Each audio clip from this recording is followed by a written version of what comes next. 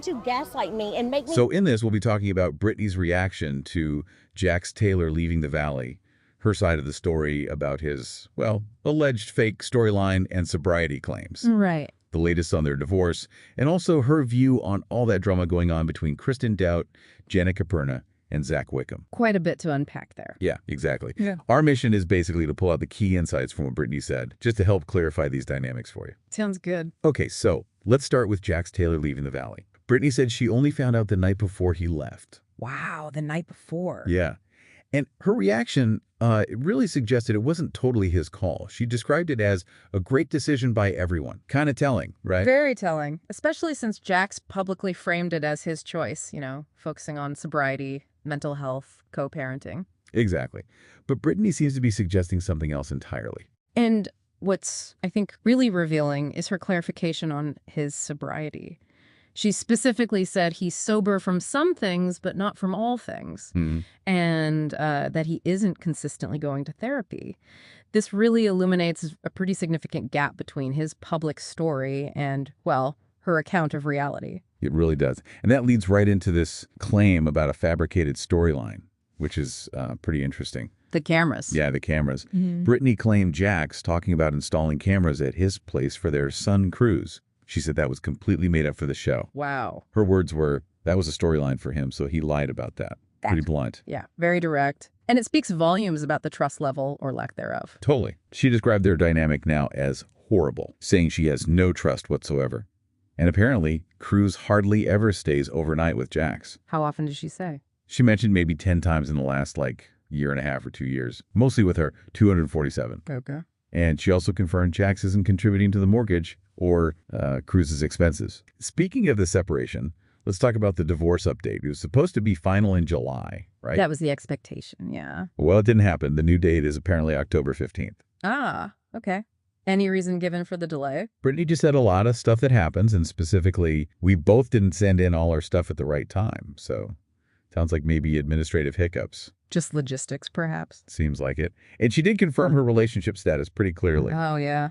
Yep. I'm single as a Pringle. Now, shifting gears a bit, but still on Brittany navigating tricky relationships. What about the feud between Kristen, Janet, and Zack? She's kind of stuck in the middle. Right. That's always an awkward spot. Yeah, and she actually expressed some regret about how she came across in some scenes related to that. She mentioned uncomfortably laughing when comments were made. I remember seeing discussion about that. And she said, I hate that that's what's portrayed. I'm so sorry. Yeah. She wants to, get Kristen and Janet together. To talk it out. Yeah, face to face. She hopes they can move past the social media stuff and find some common ground. And her push for a real-life conversation instead of, letting it play out online. Yeah. It demonstrates a desire for genuine resolution, maybe a path forward for them. Let's hope so. Okay, next update we have about Scheana Shay, Brock Davies' affair, and Ariana Madix. Oh, back to Vanderpump Rules territory. This sounds intense. It is. Scheana Shay confirmed details about her husband Brock Davies having an affair in the past. Wow. When did this come out? It's detailed in her new memoir, but the story leaked before the book release.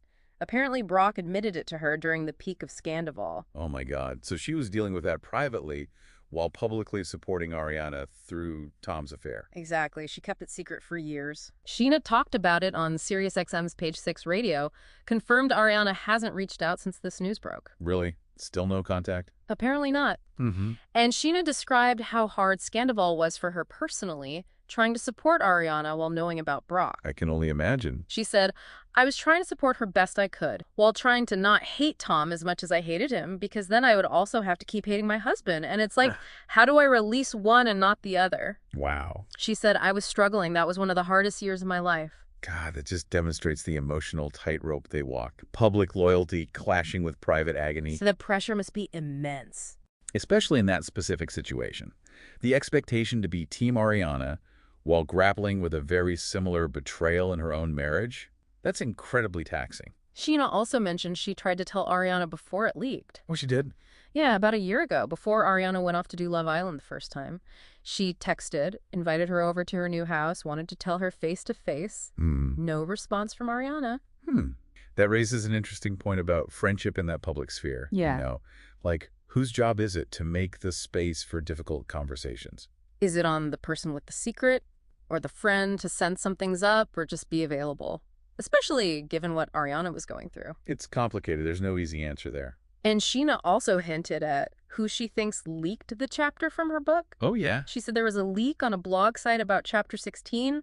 Only 3 people knew the details, plus her book collaborator. So she thinks it was the collaborator. She heavily implied it, mentioned that person then had a mental health crisis, stepped away, and started tweeting vague, seeked about me. Yikes. Adds another layer of drama to it all. Always. Okay, next update we have about Scheana Shay's relationship with Lisa Vanderpump and Adrian Grenier. Still with Scheana. Okay, LVP and Adrian Grenier. That's a throwback. Right. So first, the Lisa Vanderpump stuff. Lisa recently reacted to the memoir news. How'd she react? Seemed a bit dismissive. Referred to Scheana as maybe one of 600 people who worked for her. They haven't spoken since Scheana left Pump Rules. Ouch. After all those years. Yeah, and Scheana said she found that hurtful, that Lisa now frames her as just one of 700 employees. Especially when Scheana felt she was so loyal. Exactly. Yeah. Scheana said she was Lisa's good soldier, always willing to do whatever was asked. If I was told to jump, I would say, how high and in what dress? Scheana also shared that story about the Grammys, or maybe Emmys, where Lisa wouldn't take a selfie. Yeah. Why not? Because Scheana had just taken a picture with Kyle Richards, who Lisa considered her enemy. Seriously. Petty. Lisa apparently said to Scheana, no, why don't you go take another photo with Kyle Richards? And walked away. Wow. Then there was the story about Lisa allegedly wanting Scheana to defend James Kennedy. Defend him for what? This was after he'd apparently attacked Katie Maloney's body image over her outfit at a staff meeting. Okay. Scheana claimed Lisa wanted her to stick up for James so Lisa wouldn't have to fire him. So basically, cover for him. That's what Scheana alleged. She refused, even when Lisa apparently gave her a death stare. Okay, so what about Adrian Grenier? The awkward hookup. Right. She clarified it was very brief, a one-time little thing at the Mondrian Hotel. A one and done. Exactly. And she found it a little awkward. Said he was not Vinny Chase, his entourage character. Expectations versus reality. Totally. She mentioned his energy, said they were not on the same wavelength. What else made it awkward? Apparently, he showed her a video of his band, the Honey Bears, and she was like, yeah, not my vibe of music. Oh, dear. That's relatable awkwardness right there. Okay, next update we have about Kristen Doute's alleged text from Jax Taylor. Shifting gears to the Valley, okay. Yeah, another bombshell, this time a text message. Kristen Doute leaked an alleged text, supposedly from Jax Taylor, but sent from some unknown number. Okay, wait, what's the background here? So this came after Kristen's fiancé, Luke Broderick, went on the Vile Files podcast. Right. And on the podcast, Luke seemed to question Jax's whole approach to rehab. Claimed Jax could leave daily, wasn't really monitored when he visited Brittany Cartwright's home. Tricky territory. Definitely. So the alleged text itself, it was pretty harsh. What did it say? It apparently called Luke Broderick a loser. Said things like, maybe you should not go on a podcast and talk this. You are a loser. We never liked you. Something about lasting longer than 6 months. Wow. Yeah. And grow some balls, you can only be friends or talk to people Kristen allows you to.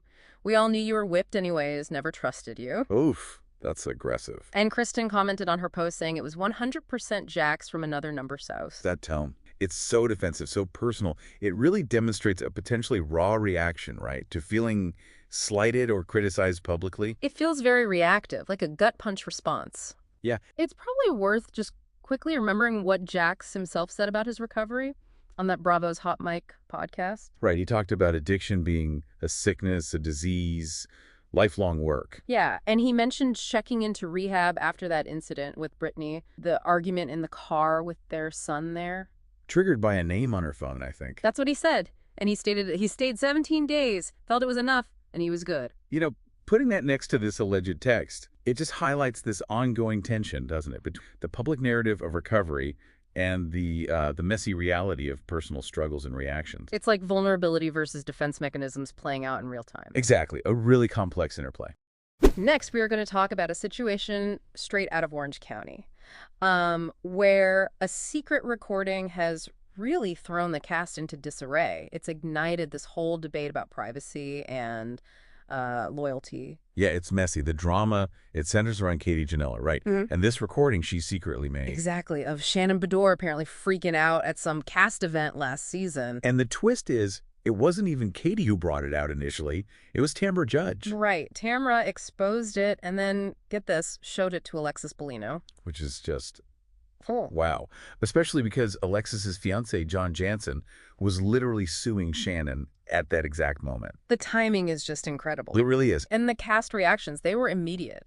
Heather Dubrow, for instance, she was firm. Very firm. Basically said, there's no coming back from that. And that Katie crossed so many lines. But then you had Jennifer Pendranti stepping in. Yeah, defending her friend Katie.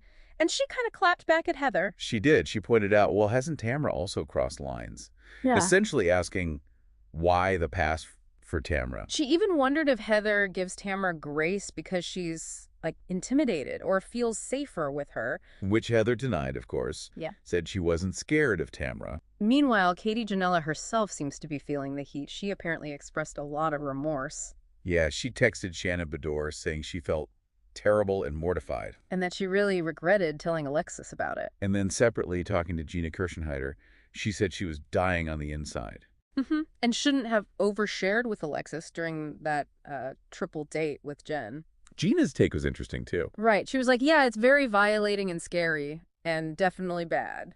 But she also kind of suggested Shannon will get over it. Which is maybe a bit dismissive. We're just pragmatic for that world. It kind of brings to life this whole question about apologies and consequences there. Like, does saying sorry actually fix it? Especially when it's so public. Exactly. Is regret enough? Or are some lines, like Heather said, truly uncrossable? Gina seems to think maybe not. Well, Shannon's reaction kind of leans towards uncrossable when she read that text from Katie. Oh, yeah. Katie claimed, yes, I had an audio recording, but no one has heard the recording other than my husband. And Shannon's response was just explosive. Basically, I don't give a half who heard it because I know other people did. That really depicts her skepticism. And just sheer anger. She wasn't buying it for a second. Not at all. And then Heather Dubrow actually called Alexis Bellino to check the story. Playing detective. Totally. And Alexis confirmed, yeah, Katie played the recording for her at lunch, though Alexis couldn't remember if Jen was there. And Jen insists she wasn't there when it was played. Right, and Shannon apparently believes Jen on that point. You know, what's fascinating there is everyone actively trying to piece together the truth, or, their version of it. Through calling people, getting confirmations. Okay, next update we have about Paige DeSorbo's Summer House career lie. Oh, interesting. A confession. Yeah, from Paige DeSorbo of Summer House. So she just announced she's leaving the show after 7 seasons. Right, I saw that. And just weeks later, at this Create and Cultivate festival in LA, she made this pretty candid admission. Okay, what did she admit? She said that back when she was being considered for season 3, this is in 2019, she basically just made it up that she was a fashion influencer. No way. Really? Yep. She said, I didn't have a thing. I just made it up. I had like 2,000 followers. Wow. Is it just part of the hustle now? Faking it till you make it? Maybe.